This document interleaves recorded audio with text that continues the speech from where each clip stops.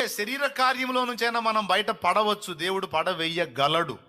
అయితే బయట పడాలన్న ఆశ మనకు ఉండాలి. ఏ పరిస్థితిలో నుంచైనా దేవుడు మనల్ని బయట పడవేయగలడు. అయితే బయట పడాలి అన్న ఆరాటం మనకు ఉండాలి, ఆ తపన ఉండాలి.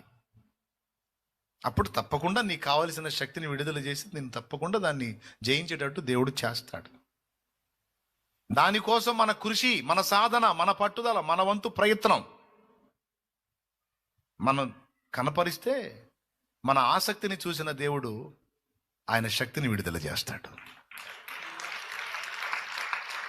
అప్పుడు నీకు అప్పటిదాకా మల్లబడ్డ శోధనలన్నీ ఆటోమేటిక్గా అధిగమించేస్తావు. నీకే వింత, అది ఎలా ఉండగలిగాను నేను?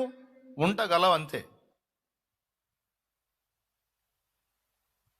అయితే నువ్వు అంతరంగంలో తీర్మానం చేయాలి, గట్టి తీర్మానం చేయాలి, ఏదైనా చేయిస్తావు. కాబట్టి నోరు, కన్ను, చెవి, చేతలు, నడతలు ఎక్కడెక్కడ అపవిత్రత అంటుతుంది, ఎక్కడ నేను తేడా పడుతున్నాను అనేది బ్యాలెన్స్ చేసుకుని అపవిత్రతకు దూరంగా నీ నాలుకని, నీ దేహాన్ని నువ్వు కాపాడుకోగలిగితే పౌలు చేతి వస్త్రాలే కాదు, నీ చేతి వస్త్రం తగిలినా దేవుడు కార్యం జరిగిద్ది అక్కడ. దేవుడు అలా చేయగలడు.